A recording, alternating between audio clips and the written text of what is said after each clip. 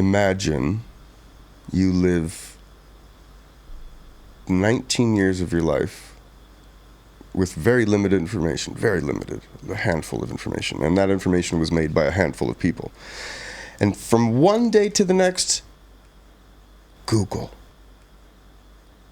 and YouTube and infinite samples and VSTs and packs and wow. Join the journey, stay for a while. Hey guys, and welcome back to another episode of KohPhanCast, the official podcast of Copacabana Island. Let's get into it. My guest this week is Sean Brauer.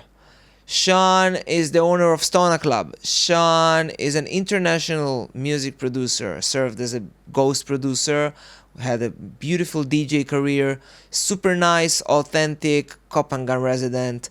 We love Sean a lot. Sean is our brother. Guys, before we start the episode, like, share, subscribe to the channel. Let me know what you think about in the comments. You like the conversation? What did you like about it? And let's get into it. KohPhanCast. Enjoy the episode. Hey Sean, good to have you here with me. How are you all? Definitely. I'm gonna start by. Usually, I'm starting by giving a compliment to my guest, and like I discovered you before I knew you owned Stona, and you were always super nice to me, and your energy is super wholesome, and your voice is super soothing, and like I like people like that. You know, you don't come with expectations, you just talk, you're having a conversation. Everywhere I see you, you always acknowledge it. It's beautiful. Thank you for that. And also, your venue is fucking beautiful. Like, it's not a secret. I've been using it for my parties and it's incredible. Thank you so much for the hospitality, for everything. It's going great. And if you could, for people that don't know you, give a little introduction on who you are, what you're doing here. Okay. My name is Sean. I am a retired music producer and DJ. I'm still a music producer. I'm a retired DJ. I came to Copacabana the first time in 2016 for the Half Moon Festival while I was still performing with my brother. Immediately fell in love. Stepped off of the boat and just never felt anything like that. I didn't move here immediately because I was still on tour. And then in 2019, our mom called in, said she was sick, and so I retired from DJing and I went to take care of her for a year and a half. Could not stand life in America. The food was killing me. The water was poisonous, basically, and freaked out. Didn't know what to do. Bought a one-way ticket to Copacabana. Came here. Been here ever since. How long ago was that? This was January 2020. Oh, nice, Yeah. nice. That's a good run you have here. And okay, so let's start from the beginning. Your childhood. Uh-oh. US or where? Rio de Janeiro, Brazil. Yeah, so you're probably the least Brazilian person I know. Like the accent and everything, like I would never guess you're Brazilian, you know, so international guy, good for you. And Thank how you, is Mom. it like going around in Brazil when you were young? I was raised in a cult. Oh shit. Here we go, guys. I was raised in a cult called the Children of God. And if you, please don't Google it. About it. Yeah. For 27 years. Wow. Yeah, that was 9 years ago. My God. Mhm. Okay. Do you wanna get into it a little bit? The whole thing. Only if you're comfortable, you know. If you're not, I will. I'm comfortable. I'm very comfortable. I've talked about it a lot. The funny thing is, I jumped the wall of the cult because we had rarely ever left. We weren't allowed to leave the cult. We were in a wall. There was a 3.5 meter wall around the property. Crazy story, man. Yeah, that's what we're here for. Crazy story. Jumped the wall, snuck the internet back into the cult, kind of disintegrated it eventually. I was always a music producer because we weren't allowed to listen to music that wasn't created by the cult. We weren't allowed to watch television, movies, or there was no sugar. Everything that we read and listened to and watched and consumed was created by the cult. We had no contact with the outside world. We had no knowledge of the outside world. Very, very little because of the religious side of this cult. Fast forward to 2016, I signed a song with a guy I was ghost producing for. And the song blew up overnight, luckily. And I started going on tour with my brother. I called my brother, who was making rock and roll at the time. And I said, let's go tour the world.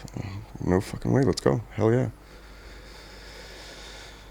So as we started touring, people were asking us questions about this cult, about our lives, about our childhood. Where'd you guys come from? What the hell? And we started telling the story. We were raised in this property and we had no access to the outside world. And they started asking us, like, what are you talking about? And then we realized that what we grew up with was not normal. It was a very quick shift from cult life to touring DJ. Yeah. Crazy, man. Crazy. That's contrast, man. Yeah. There's a lot of documentaries and articles online about us too.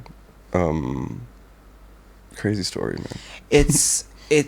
Honestly, I'm kind of shocked because I wasn't expecting that, but 100% it's crazy as fuck that, like, you don't see it as a cult at the start because you are part of it and you don't have the outside perspective to tell you something is weird here, something is fishy here. That's your reality. Yeah. And everybody is kind of, how would you call it, like brainwashed, like what? That's the perfect word. Yeah, it's so crazy that things like that still happen. And like, in your mind, as someone that was a part of something like that, what's the intention with doing it? Power, ego? Like, where does things like that come from? Like the concept of, I'm gonna take all those guys and I'm gonna brainwash her, like. I don't think it starts as a bad thing. I don't think that cults start as a bad thing. This one certainly didn't. It was a bunch of hippies in the 70s, a bunch of ex-Hollywood actors and musicians, and then they started ganging up against the system, you know? But the people who were up against the system got vilified and criminalized even. So they started joining their own little groups. The Church of Scientology, the Children of God, there's hundreds of cults, you know? Some of them already finished. It doesn't start off as a bad thing, I think. It started off as just a bunch of people wanting peace, happiness, and freedom, and sharing, and kind of the Pangan vibe, where everyone kind of looks after each other, so to speak. Yeah. You know? Should. We would try as much as... Yeah, that's for sure. Yeah, it's tough, especially in that time in the 70s. It was rough, man. But I don't think it's about power. It became about power after you start seeing how much power you have. Yeah. Everyone's bowing at you and, you know, licking your balls, so to speak. Yeah, this guru mentality of like, you start by people thanking you because you do good job, and then it gets to your head, and you're like, oh yeah. Yeah, the leaders were called the king and the queen. You know? Oh wow. It was crazy. We never saw their faces until almost at the end of the call. Wow, that's so interesting. And of course, I don't think you have an answer for it, but like, it's so crazy to see, like, how does experience like that shape the life of people that is going through it, you know? Because in my way of thought, I always think that things are being put around us for us and not against us. So like, if there's one thing that you think that you took out from this experience that shaped you to be a better person, what do you think it is? Not one single thing. One single thing. No, not just one single thing. Everything. Oh wow. Everything. We didn't learn anything normal. We didn't learn what to think. We were taught how to think. Why you need to think about certain things, and how to hunt, and how to fish, and how to make fires. And the purpose of the cult was to survive the end of the world, the apocalypse, and then go up to heaven. So we were training for survival most of our lives. Wow. I don't know how to answer. It's all good. It's it's crazy, and I'm gonna shift away from it because it is what it is. We learned everything. Yeah, Music, yeah. science, It's history. I'm just trying in my thought to see like, oh wow, like regular people around us have such crazy stories to them that you will never like imagine that it's like, oh, fucking crazy. Good for you for going out of it, and you're learning that this is a cult. You're going out. People are telling you, oh, I know about this cult, the word cult. And then what happens in your mind, like the need to learn all the things that you weren't taught before? How does that process is going? Imagine you live 19 years of your life with very limited information, very limited, a handful of information. And that information was made by a handful of people. And from one day to the next, Google and YouTube and infinite samples and VSTs and PACs and wow. So the good part about it was we never had any of that. We had to make everything by ourselves, which taught us how to make everything by ourselves, from rock and roll to electronic music to Latin music to Christmas, Jesus. That's a good way to look at it. Yeah. Yeah. So then when we did have everything, we were like, checkmate system. Yeah, I know everything before you guys try to show me. Well, you want to learn everything. You realize you can't learn everything, but you want to study everything. What, why, how, when, where, who, the, when, the, why, the... Your money is fucked, by the way. Yeah, that's for sure. You're starting from the ground up. And you're out, and you're already started your music career while being there? Or like it only started after it? My cult music career. Yeah, cult music career. It's singing funny. and playing in the bands, and we used to do Christmas shows for old folks' homes, and we used to give out food to poor people. We didn't have a currency in the cult. We didn't have money. Yeah. So we would go out and sing, and people would donate stuff to us, food and money, and they'd give us money, and then we'd go buy food at the supermarket. Really crazy. Really crazy.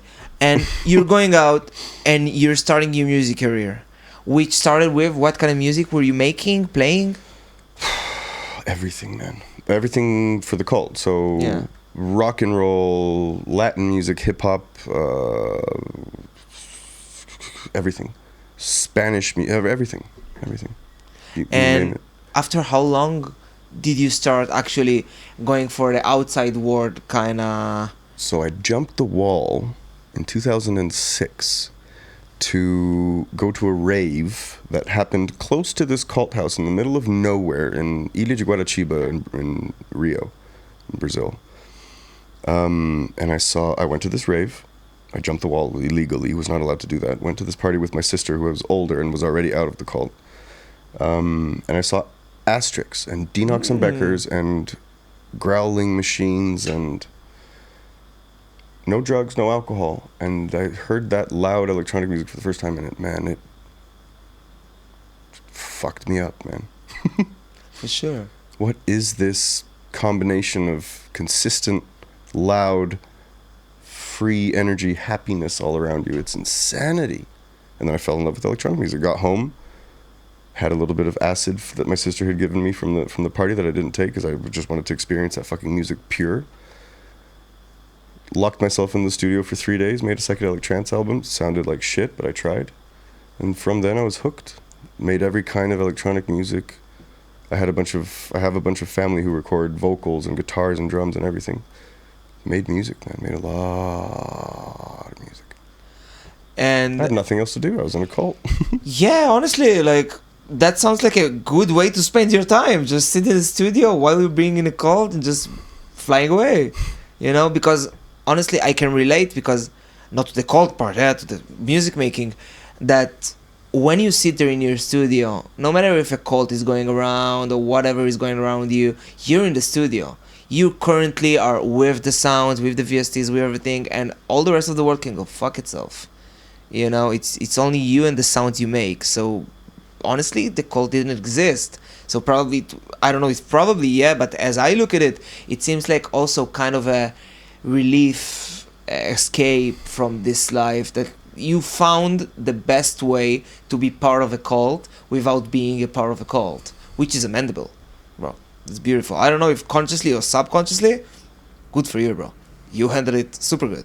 I think electronic music in general, the umbrella term is a cult, because once you go there and you see that if you have the right experience, you can't say that this is not a life-changing experience. Yeah. Yeah, it is. Liquid soul. Mm-hmm. Lesson. It's a lesson in everything, in production, in connection, and everything. It's insanity. Yeah, it is. And especially as a music producer, that you learn how to appreciate it, whether it's your favorite genre or not, or whatever, you know, sound design. At the end of the day, when you've been making music for years, whatever, you hear the track, you know, it might not be your favorite track ever, but you can appreciate the way, you know, the autopans, the way that shit is going around the atmosphere. It's just, you gotta appreciate it. In order, as a music producer, you want to be appreciated, so you gotta appreciate. That's part of the game. And for how long did you produce music until you chose to give it up? My whole life. I was 8 the first time I made my first beat. Took it in a little tape machine around to the whole house and was like, look at what I made. So beautiful, you know, people that do things for that long of periods of time is just, you know, dedication and discipline, and it's things that you gotta teach yourself, just to sit there and do and try and fail. Definitely discipline, man. Definitely discipline. Teaches you discipline. I wouldn't say motivation, because motivation for me is like a sugar rush. It's like, oh yeah, I need something to make me want to do it. Like, discipline is more like, you know, I know the curve is going to be a little bit slower, but it's going to be sustainable. And I'm going to go with it. You just have to do it. Yeah. You know, it's the discipline to get it done. Get it done, finish it, send it to someone. You know, it doesn't work the first time. It won't work the 100th time, but eventually you'll get it done. But you got to finish the fucking track. Oh wow, yes. Definitely. Definitely. Just, you know how many projects like Final Mix 1, 1, 1, 2, 2, 1, yeah. Yes. Yeah, all of those. You're going to show me your top 10 later, by the way. Definitely. Top 10? My God. I would love to. And so, do you remember the time your first track, you finished the track, it's polished, you want to release it? Do you remember your first track that was ever released? I think my first 900 tracks were not mine. Oh, wow. Okay, I want to dive with you into the ghost producing thing, because that's interesting as fuck. I don't do it anymore, for the record. He does not. I approve. Comes a guy with a big fucking DJ name, an artist page, and all of that, and just playing tracks with his name that are not his. You know, isn't it kind of, as a ghost producer, you know, in the past, it makes sense. You know, you just sit in the studio, do whatever you love to do, give the track, make your money, all good. Did you ever talk with the artists that you used to make it for, asking like, isn't it kind of fucking stupid? No, I just get your pay and... Most of the time they would... Most of them don't expect their DJ career to take off as much as it does sometimes.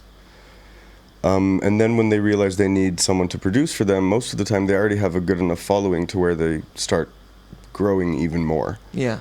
And at some point of touring, you really cannot. You're either you've already produced a lot of music, and but at some point in touring, you can't do it anymore. Yeah. So I guess I worked my way up to the people who didn't have time to make it anymore. So they would give me enough reference, I guess, or enough information, and then I would go and.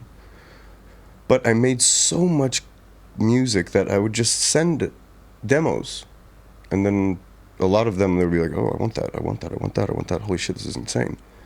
And eventually one demo that I sent to this superstar in Brazil, he said, let's sign this one together. And I had no DJ name. I was nothing. I had tried to play a few other gigs before, failed miserably, played for like 50 euros. Yeah. If you didn't do that, then you're not a real DJ. Yeah. Oh my god. You have to though. You have to learn the hard way. You Yeah. know? Signed this one song with this guy, but we couldn't release it officially because it was a vocal. There was a little vocal from System of a Down. So we just released it for free download, and we woke up the next morning and it had 1 million plays, and the next day it had 10 million plays, and it just exploded. Yeah. Second song also very good. Third song very good, and then fifth song Tiesto was like, "Let's make this one together." Oh wow. Like, oh shit. Okay. Look at that. Yeah. And first track, 1 million views, 10 million listens. How do you feel? What's going on through your body, through your mind?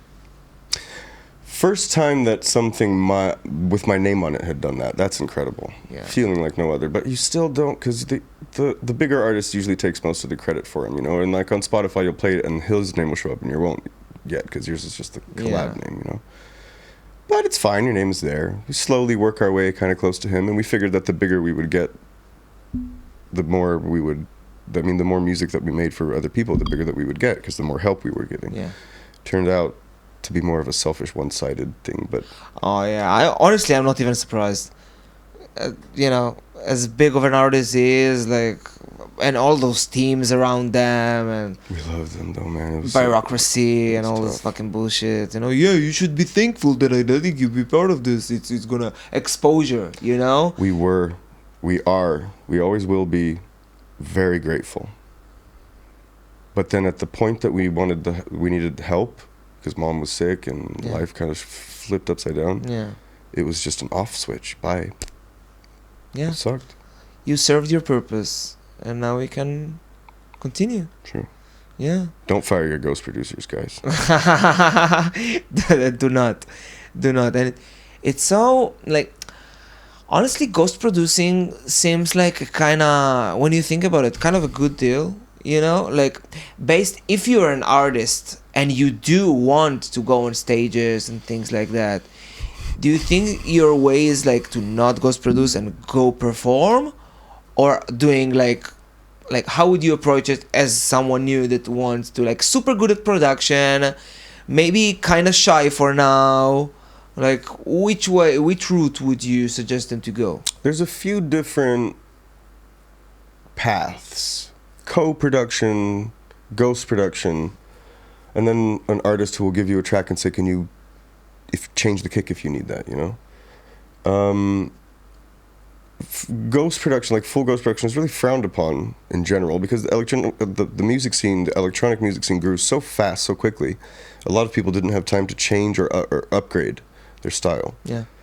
Or their production quality, you know? But I think that artists should, like, I mean, I know that hip-hop artists and pop artists, they don't write or produce their music per se. But electronic music is kind of simple. And there's so many techniques and tactics and AI and sample packs, and you can just glue it together, take a little bit of musical theory lesson and know that you can't just pitch something down and it's going to sound the same. You have to follow scales, but man, there's some tools out there to, if you're not making music right now, then come on, man. Yeah, honestly, like, let's talk about it. For me, I had, like, music as a music producer was probably my favorite thing ever. Like you, like, the first thing I've done, I went to study a little bit music, like 2 years, and then I was like, okay, while doing it, a little bit before starting the studies, I published an album, full 8 tracks of me, just trying to put it out. Leave the fact that right now I'm cringing about the fact that this thing is out and it sounds like shit, and it is what it is. I got a lot of compliments about it, but, you know, it is inside of you, you know, that's a battle.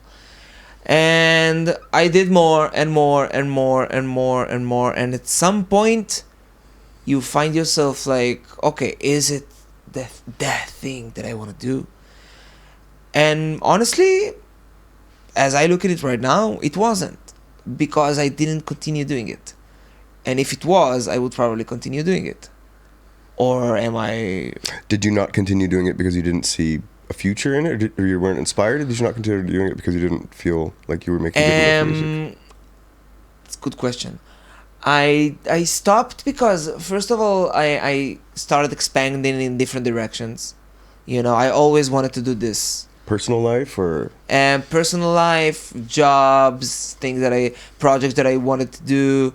Like honestly, people that know me for a long time know that I've been talking about doing a platform like this for probably the last 5 or 6 years. You know, until everything got together and shaped and like, oof. I love producing music. Those days I will sit to produce music when there's more people with me. You know, to sit alone in front of the computer making beeps and boops, I don't think it's for me anymore because solo. Because I have this list of things that are more important for me. And like at the end of the day, you gotta know balance and you gotta know priorities. You know, if there's something that passionate you more, that you know that you can help the world more with, do it. And honestly, I've been changing the life between like a DJ / producer to a DJ / event organizer, okay. which is a little bit more hard because there's a little bit more stress. You know, like nothing like coming with your earphones and your USB stick, there, play, let's go, let's get fucked, all good. But actually being behind the scenes and doing everything and cross managing all of that things. On one side, yeah, it's more stressful, but on the other side, there's something good about it. You know, like at the end of the day, my goal in life, as I see it, is to allow people spaces for them to be comfortable with themselves doing whatever they want. You know, if it's here talking, if it's in parties, if they can have fun and nobody will harass them, or the price will not be too high, or any way that I can help my community. You know, so I don't know, I just rather help my community with making an event than with torturing myself like 60 hours a week sitting in my Ableton, being like trying to going around with the EQ while it's on bypass. You know what I mean? Like, I don't know. It wasn't for me. I'm gonna definitely let you hear all the shit that I've made. But now that you got to the event organizing and things, when did you decide that, like, when did you open Stona? How did you get to this idea, being a club owner? That was never in the books. I've been to so many parties, clubs, venues, met so many club owners. It was never in my plans. One of the promoters on the island came up to me and said, "Oh, I have this new venue that I'm helping run. Come check it out." And I went to see it. And there was just nothing there. It was just land and this tiny little mock stage with wooden platform floors I almost fell through. So I said, well, let's, what would it take to fix this place up? And he said, oh, you need a little bit of investment and we can probably make it a little bit nicer. And I said, well, let's make it happen. So we did. In the next 3 months, we were building Stona. And then after our third event, we got rained on every Thursday. Every Stona day we got rained on, so we just failed miserably in the beginning. After our third or fourth event, my partner's mom called him and said, I'm in the hospital. I don't know what's happening. So 3 days later, he left.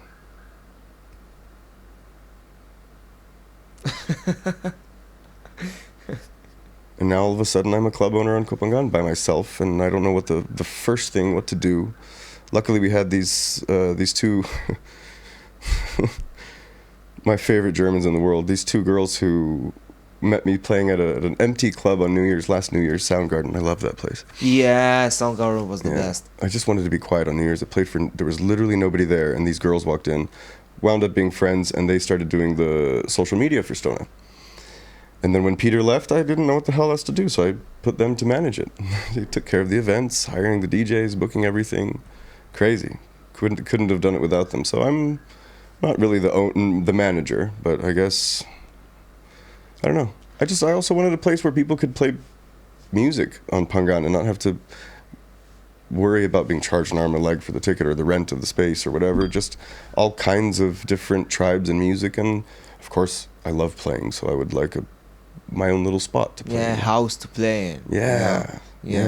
It's good. The dream of every DJ. Like, we all know that the shortest way to get publicized as a DJ is to have your own parties Well, or they'll venue. do that so they can put themselves at a better time, and I'll play at the beginning or at the end, Yeah, so for that sure. the other DJs, the local DJs, I Yeah, love yeah, hiring yeah. the locals because I think they need a better opportunity. I don't need to prove myself. We have so anymore. many good DJs here on the island. I agree. So many. And like, I'm not gonna name names, but this tendencies of like putting the same names everywhere. Sorry, vegans. All good, all good. Catch him. Going around looking at parties here, and you see the same names at all the parties, playing again and again. While there's so many, it's not the problem only of the island. It's all over the world. Like, always getting bigger names, more known names than people that can give you the set of your life, but you just don't know them or don't know if they can bring crowd or anything. As an event promoter, though, it's the people who sell the tickets that you want to, and Definitely. I know that I think people definitely need more opportunities on KohPhanCast, but the problem is there's so many. Point in case, but to be fair, I was a DJ before it was cool. Yeah. Sorry. I think, or maybe we should do something. We could probably organize this. We should do a showcase kind of thing, Yes, we can. I would love to teach. I've been talking to a lot of people too, and I'd love to teach whatever as much as I can. But music production, DJing, everything. I think I have experience that I can help the island. I just want to help this place. You heard it here first. Yeah, the first 5 is gonna get free lesson, or no, they won't. No, they won't. So, what was the vision coming into Stona, and do you think, like, the trajectory of the place, like, as you see it from the failing at the start until you're looking now about so many amazing events happened last year, like 6 months at Stona, How does it make you feel to see, like, the place that you invested in, and it's like your little baby, and suddenly, oh wow, it's there? Because I didn't really do much except for play and help organize the sound and stuff. I think I owe it to Vanessa and Shanti, because man, they work their butts off, the marketing and the contacts and everything. I'm in a daily connection with Vanessa, and they're amazing. Yeah. Germans. Yeah. What's incredible was to see Knox playing there, because he was the reason I became a DJ. I saw Knox and Beckers in 2006. I couldn't believe it. It was so much fun, and the energy on stage, and I just wanted to do that my whole life. So to have him play at this little baby of mine was pretty cool. I think he plays there in a couple weeks. Yeah, how life is creating itself. How the turntables. Yeah. And you go through all this period, and like being a music producer, then like you said, you had to give it up because life has changed. Never gave it up. Okay, so was something the DJ. Retired DJ. Yeah. I play on KohPhanCast because I it's home, Yeah. And if you see people smiling, no matter what kind of music it is, if it's from 15 years ago, whatever, I have a pretty good library of music in my head, It's fun, man. I love this place. I love the energy, the vibe, the people that are at the parties. Most of them. You cannot have 100%. But you come 2020 to the, like, after COVID, like during COVID. Before, I heard COVID the first time January 2019 of January 2020, and I said, fuck this, I'm out. Yeah. America was under a spell of everything, everyone sick and oh my God, freaking out. Yeah, a question that I wanted to ask you is like, okay, upbringing in Brazil, cults, things like that. When did you get to the US? Like, how was the shift? 2019. 2019. To do what? Mom called in sick. Mom was, she had 4 months to live, and I was like, well, fuck this. So I retired from touring. I didn't tell my brother at the time. I told him I just wanted to start a family. And to be fair, it was pretty intense, man. It's tiring. You don't sleep. You eat bad. Well, it's hard to eat well, because you're at airports, in airplanes all the time. I gained a lot of weight. I got really old really fast. We did a lot you. We did a lot of good shows though. Fuck, we did 3 shows. We did Bangkok and Brasilia in the same night. The same 24-hour period. Oh wow. Insanity. But it was fun. But then when mom called, it was something clicked in me. And I'm like, well, there's none of my other brothers. I have 11 brothers, by the way. Oh, wow. 12 in total. None of my other brothers could afford to retire from what they were doing to take care of her. So I went to immediately take care of her and give her as much cannabis as I possibly could. 100%. And did it, like, do you miss the touring and the going around? Because as someone that was a DJ, I always kind of it looks like kind of lonely, and maybe it's my judging mind is looking at it like from the wrong perspective because I didn't get to do it. But I don't know, it feels like kind of disconnected because you cannot create like a meaningful relationship, or you're always running around. People can treat you like a little trophy or an object. Like, how was your experience with it? I think everyone handles, I guess you can say fame, but I guess that everyone handles these situations differently. Some people love the cameras, the flying,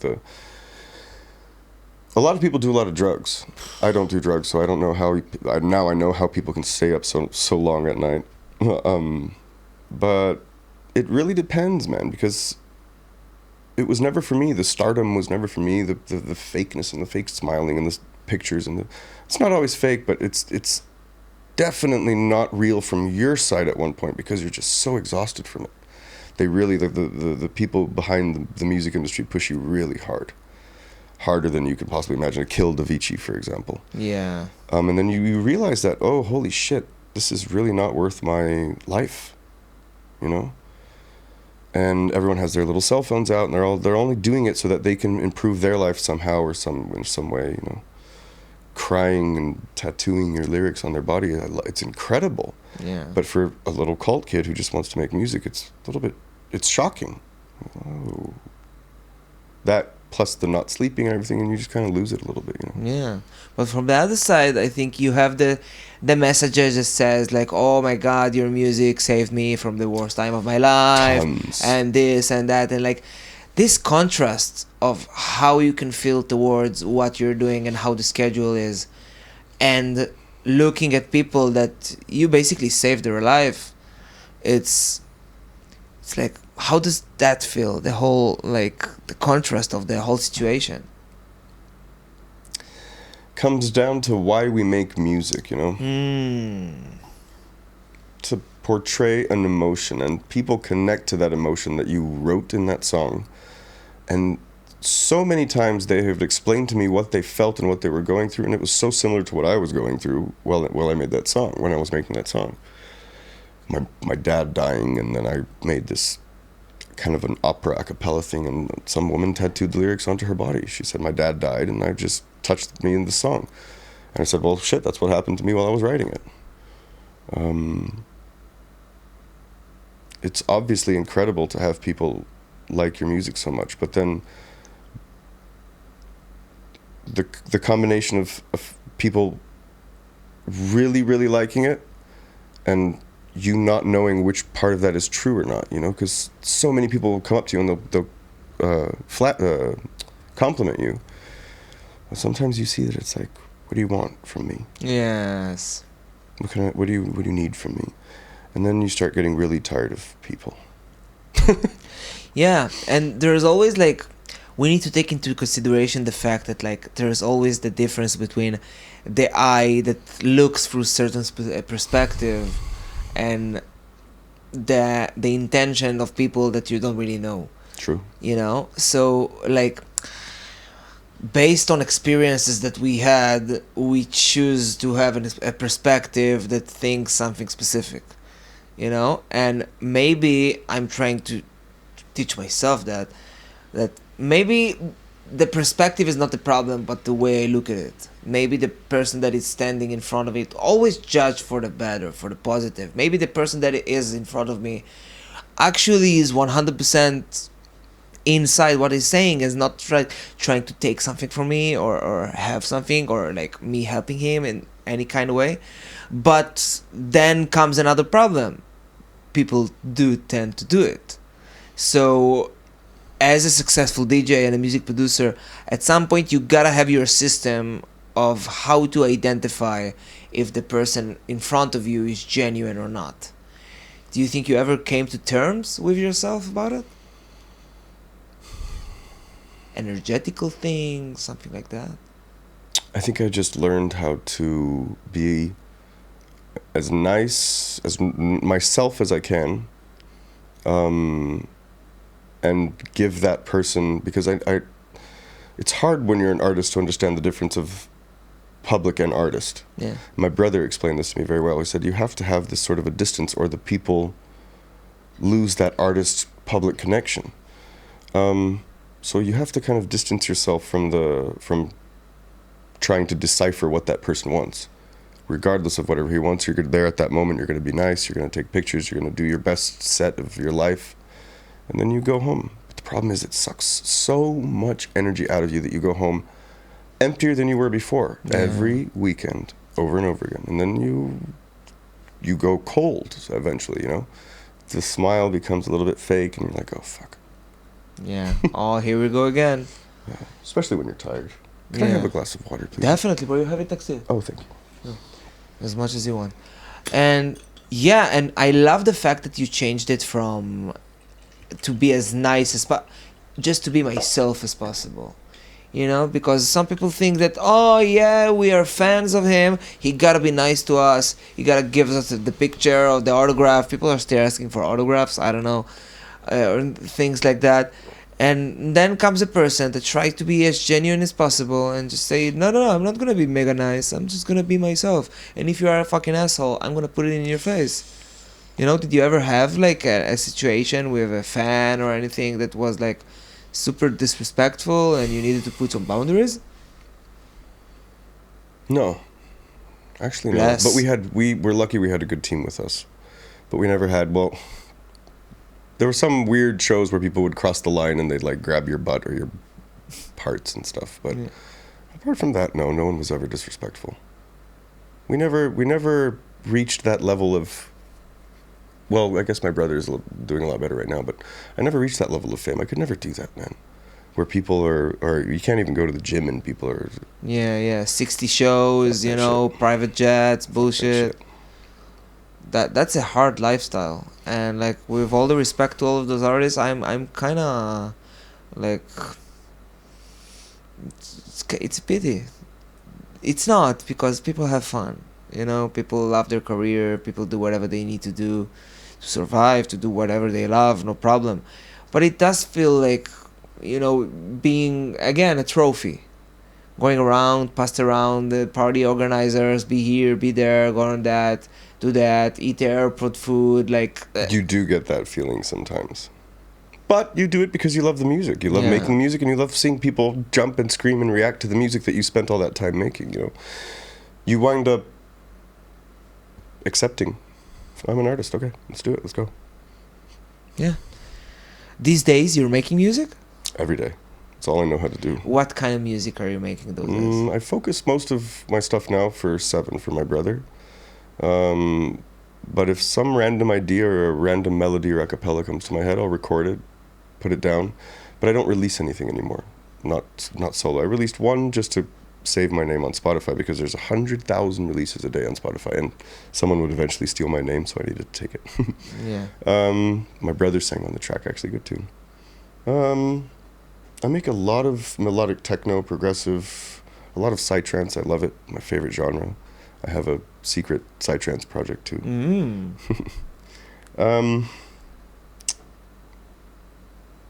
Good music, man. Good bass lines, good vocals that my sister will send me, or my brother will send me. Also, he sings very well. I just there's missing something. Because you make one good tune, and then everyone copies that same kind of style. Yeah. And then it's over. Especially in the trance scene, because the psytrance community the past 10 years is kind of on repeat. You know? Like, I haven't heard anything that blew my mind, like, in the psytrance genre, you know? Because... like, they started with Xenon Records, which is like, Xenon is probably my favorite music these days, and, you know, being liquid and a little bit more sexy and less, like, for, you know, like the regular psytrance. But at the psytrance scene, you're like, how do you reinvent yourself in a genre that is being like produced for like 60, 70 years, you know? Like it's crazy. And like, what, you use a new VST or raise your fucking resonance more, or like, where do you bring new ideas? Like, what kind of ways you think new producer have and needs to go through in order to reinvent themselves, to find their own sound signature, to, you know, in what ways? I'm gonna split it into two questions. In what ways you found your sound signature, and how would you recommend you from the beginning to search for it? I've found two of my little signatures. It's just through a lot of making, and eventually you find something. Or for example, you'll have 2 or 3 songs that you kind of think will fit an EP, and you'll put that sound in there, and you'll be like, "Huh, I think I have something here." Really depends, man. Everyone has different styles, you know. Sometimes it's a bass line, sometimes it's a lead, sometimes it's a hi-hat thing or a snare that they'll use in every single song, and you go, "Oh, I know that." But it's tough nowadays because they've already made so much good music, you know. Asterix and Harmonica from Brazil with the electro side of psytrance. My God, these guys are on fire. And then where do you go from there? We need to invent some new fucking holographic. I don't know. Holographic is visual. It doesn't make sense. Yeah, holographic also have been done. Electric Universe has his harp show that is like, it's lasers. I've seen. Yeah, that's reinvention. You know, that's a cool thing. That's looking at things outside of the box. But I'm like, at those scenes, like, it looks so hard to find something unique, because the problem with repetitiveness is that people try to do what works. They're not trying to do what they love. You know, and at the end of the day, the DJs that are gonna stay are gonna be the one that's reinventing themselves with the sound and with what they love. You cannot stay at the same genre for 20, 25, 30 years. You can, and some people are doing it, but the evolution of things is what is going to make you stay relevant. For sure.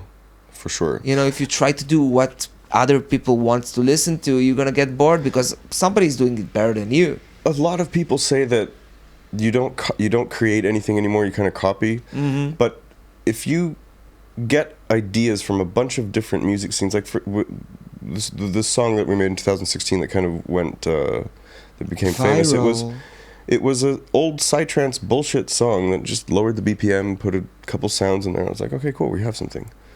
I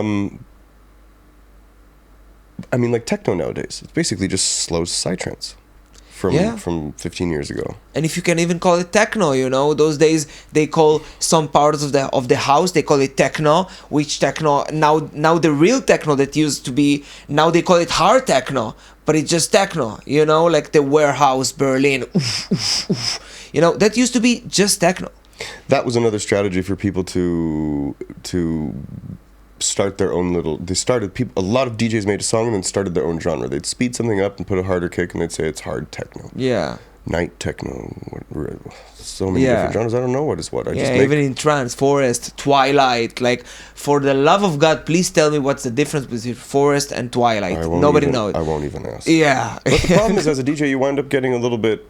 When you're performing, you get a little bit subconsciously like, what am I supposed to? Can I play this one?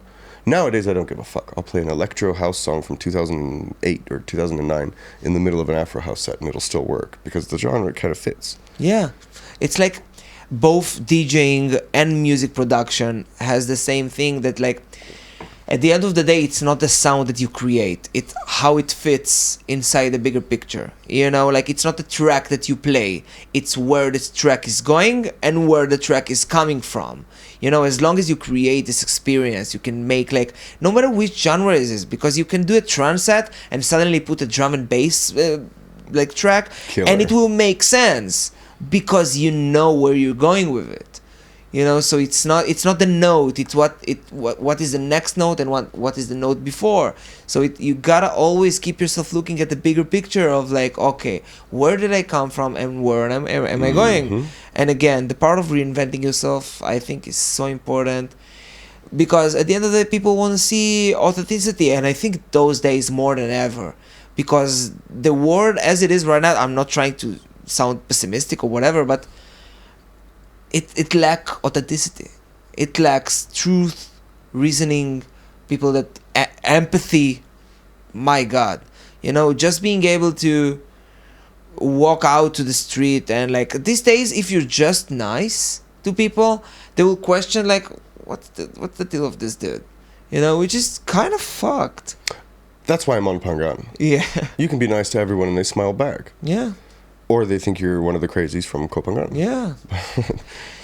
And these days, even Pangan is kind of different. If you see it those days, then instead of like a couple years back, like the island is full, like, not that it's a problem, yeah, but full of like people that look for investment options, and the crowd of the island completely changed.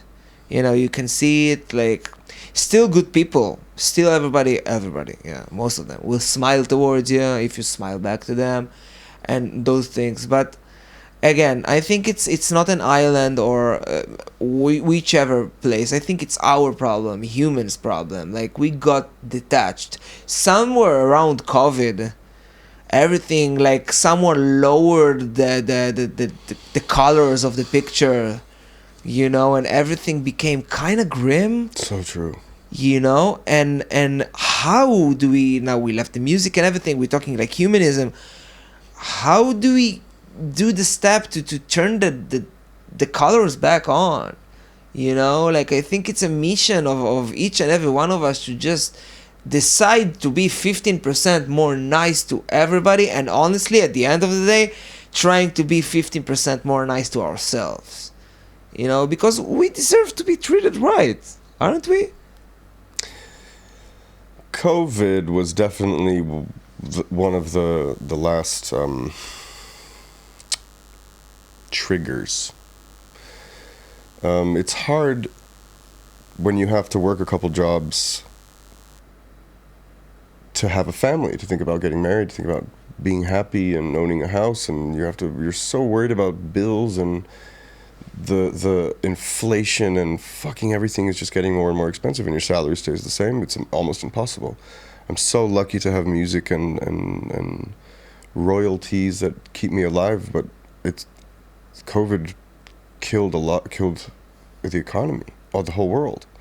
So it's hard to be a nice person when you're going through shit. When you're going through shit, you have a bad day. Yeah. Consistently. Yeah, it is what it is. When the world is having a bad day, it sucks. And that's one of the reasons I came running here, was because here, it sucked here too.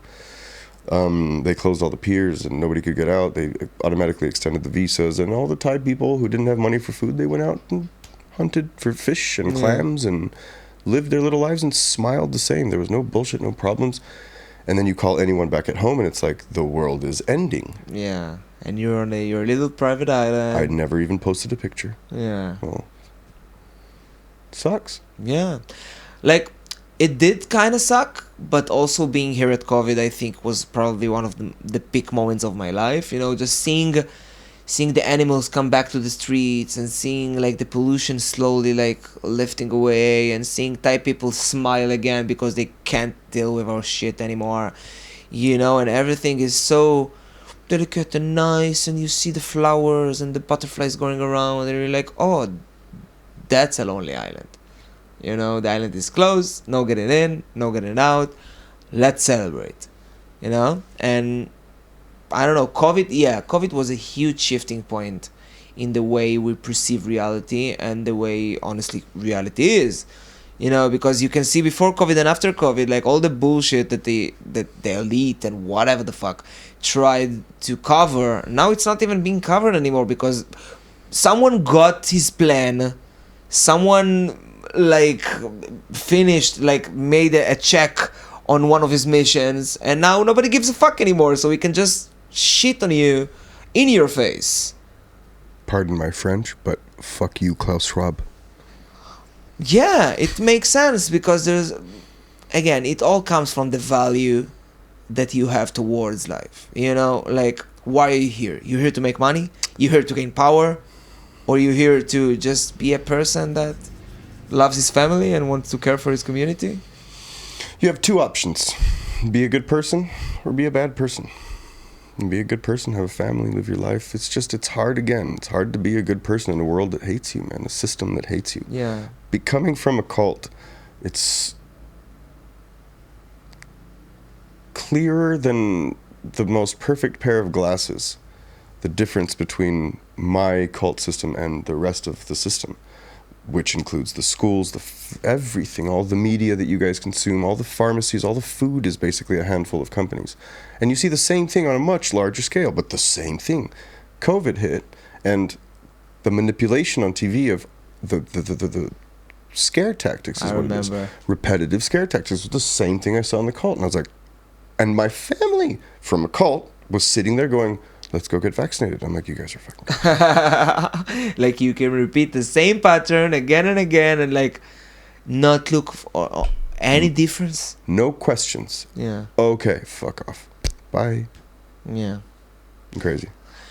It is crazy, but I do glad that we survived this period as well, because a lot of people did lose their life. You know, COVID or no COVID, I'm not gonna get into the discussion. You know, it's not mine to judge. I barely know anything. Like, I'm one of those guys that will just hang out my phone and not look at the media and bullshit and like, fuck that. My word stays exactly the same. I'm here. I'm doing my shit. The world can burn. Volcanoes can erupt. I don't give a fuck. I'm still in the everlasting learning situation, though. I'll never stop learning, so I'll never stop reading. Not the media, because I know where to look now, where to find better information. Because once you want to know everything and you see who funds all of these mainstream media companies, you're like, oh fuck that shit. Okay, let me go find my own information. Yeah, of course. Again, with the big names, with the BlackRock, with Vanguard, with things like that, that you're just come on. These companies all own each other. Yeah. It's fucking bullshit. Publicly. And the moment you don't need to dig too much into the whole, you know, you can just see,